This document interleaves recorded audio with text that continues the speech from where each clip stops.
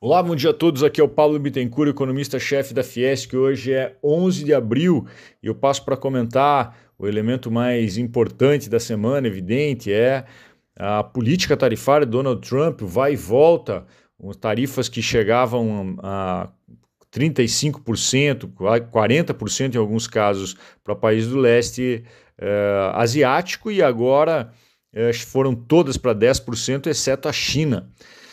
A gente passou a ter tarifas elevadíssimas contra a China e da China também elevadíssimas contra os Estados Unidos. Bom, acho que antes de tudo eu queria dizer que dois aspectos foram confirmados com essa mudança em cima daquilo que eu vinha dizendo durante um bom tempo.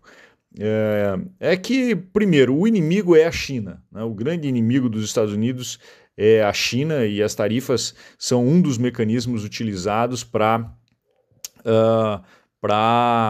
tentar diminuir a potência, né, desse inimigo, lembrando que tarifas levam a um jogo de soma negativa. Todo mundo perde, aqui é para ver quem perde mais, e aparentemente os Estados Unidos com essas tarifas estão querendo imprimir perdas maiores à China. Outra coisa que eu acho que é importante ressaltar é que aquele conjunto, aquele nível elevado de tarifas que a gente tinha visto em 2 de abril, eram insustentáveis. A gente comentava que esse parecia ser um choque inicial para iniciar negociações e abrandar aquele nível elevado de tarifas. Isso aconteceu mais rápido do que a gente esperava, de maneira abrupta, né, para todo mundo. Também é importante ter em perspectiva que o primeiro choque, né, ele levava a uma vantagem competitiva para o Brasil muito significativa em diversos produtos. Tá? Então a mudança disso de 2 de abril para 8 de abril diminuiu essas vantagens muito significativamente, porque é claro que a gente ganhava muita capacidade competitiva quando países como o Vietnã tinham coisa entre 35% e 36% de tarifas, enquanto o Brasil tinha 10%. Né? A gente teria grandes chances de ampliar mercados para os Estados Unidos, isso foi enormemente limitado. Agora, a gente tem um efeito global que é também importante, tem perspectiva para pensar os efeitos locais. O efeito global importante é que as tarifas certamente levarão a uma queda do volume de consumo. Os preços vão subir nos Estados Unidos, os preços vão subir na China, e isso desincentiva o consumo. Ao cair o consumo, as pessoas até devem protelar, já esperando que as tarifas possam ser negociadas. Essa queda, né, no volume de consumo tende a empurrar a economia para um nível de atividade menor, um nível que pode resultar em recessão. Então, a probabilidade de uma recessão nos Estados Unidos foi diminuída com as tarifas menores, agora de 9 de abril, mas ela não deixou de existir. Os preços vão aumentar nos Estados Unidos, né? As tarifas elas não deixaram de existir, elas só são menores, são de 10% para todo mundo e muito mais altas para a China, relembrando, mas elas devem ter esse impacto negativo. Por outro lado, ou nesse mesmo sentido, quando se você tem um impacto inflacionário das tarifas, por outro lado, essa queda do consumo deve levar a um impacto desinflacionário, né? Porque menos consumo tende a ter uma luta maior por preço e diminuir o impacto sobre os preços. Então, no final das contas, uma expectativa de uma inflação transitória nos Estados Unidos ganhou muita probabilidade e uma desaceleração da atividade econômica no mundo continua tendo elevada probabilidade. Agora, os impactos para cada economia, para cada país, são muito diferentes. E pensando um pouco no impacto para a economia brasileira e para a economia de Santa Catarina, o que a gente nota é que há um conjunto de produtos que passarão a ganhar muita vantagem na relação para vender para os Estados Unidos e algum conjunto de produtos que também vai ganhar competitividade para o mercado chinês. Pensando apenas no mercado chinês, eu diria que soja e derivados, sem dúvida, carne bovina, carne de aves, carne suína, algodão, açúcar, celulose, minérios, petróleo, tudo isso os Estados Unidos exportam bastante e o Brasil também consegue exportar bem. Quer dizer, o Brasil tem vantagens competitivas nesses produtos e compete com os Estados Unidos. Então, é muito provável que a gente ganhe mercado aí nesses segmentos que eu citei. Já quando a gente olha a chance de a gente ganhar mercados da China nos Estados Unidos, há também um conjunto grande de produtos que podem elevar a nossa participação, que vão dos produtos de madeira super importantes aqui para Santa Catarina, né? Produtos de madeira para construção civil, móveis, equipamentos agrícolas, diversos tipos de bens intermediários da indústria mecânica, válvula, caldeira, pistões, também de bens de capital, máquinas, equipamentos específicas, indo até a setores como calçados.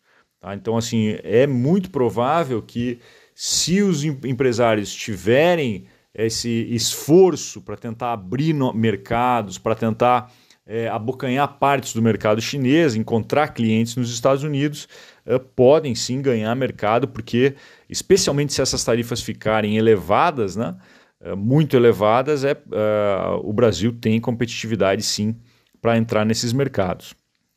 Agora, pensando um pouquinho à frente, outras questões, acho que são centrais aqui para a gente levar em consideração o que deve acontecer. É importante ter em perspectiva que houve uma mudança importante, que os Estados Unidos, quando colocaram as tarifas e depois voltaram atrás, eles descoordenaram expectativas no mundo todo. E isso tem impactos importantes, porque geram uma queda na credibilidade dos Estados Unidos. A credibilidade americana foi abalada, algo que é impensado, né, até há pouco tempo atrás. Então houve fortes movimentos de venda de títulos dos Estados Unidos, isso elevou a taxa de juros dos títulos americanos. A China atuou fortemente aí, vendendo cerca de 50 bilhões de dólares em títulos dos Estados Unidos. Então há um conjunto de impactos de fundo que ainda não estão exatamente bem desenhados sobre o que é que pode acontecer. O cenário que eu venho elaborando está mais ligado à ideia de que os Estados Unidos vão realmente abrandar esse nível de tarifas, porque o nível de prejuízo que se pode ter com isso é elevado. A perda de credibilidade na moeda americana pode ser, assim, certamente será muito ruim para a própria capacidade de financiamento dos Estados Unidos. À medida que se perde credibilidade na moeda, as taxas de juros que vão ser cobradas para emprestar aos Estados Unidos ficam mais altas, né?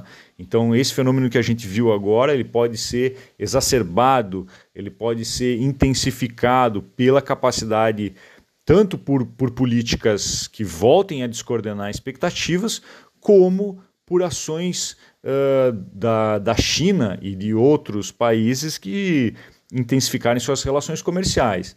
Nesse sentido, é importante ter em perspectiva que a China é uma economia que ainda tem muito para crescer em mercado interno e que vai fazer os esforços. É por isso que eu continuo acreditando que, especialmente agora que a ala mais moderada do Partido Republicano parece que está ganhando força, em especial o secretário do Tesouro, Scott Bessent, que essas tarifas devam ser objetos de negociação, né, de minimização, de moderação, e que, portanto, a gente venha a ter uma menor probabilidade de recessão nos Estados Unidos e uma perspectiva um pouco melhor à frente, né, para a economia mundial e a economia brasileira. Além disso tudo que eu falei, eu acho que outro aspecto que é super importante é que quando esse nível de consumo cai nos Estados Unidos e na China, vai sobrar um volume enorme de produtos que esses países produzem, vão buscar mercado em outros lugares. Então, se existe um conjunto de bens que a gente pode ganhar competitividade, há também um enorme risco da entrada de produtos na economia brasileira que vão competir com os nossos produtores. Então, esse efeito também é um efeito não desprezível, e a gente está falando das duas maiores economias do mundo tentando desovar produtos. Isso vai passar por todos os setores da atividade produtiva em diversos segmentos desses setores, né? Então, ainda não está claro o que é que a gente pode perder nesse jogo, mas a gente está trabalhando, analisando isso para poder trazer dados melhores à frente. Finalizando então esse áudio, eu queria chamar a atenção de que vieram dados muito bons nos Estados Unidos para a inflação. A inflação veio, uma deflação na verdade, para março de 0,1%, com núcleos muito bem comportados, o que mostram uma economia que está diferente do esperado. Ela está com inflação mais atendendo à meta, isso é bastante positivo, né, para esse contexto.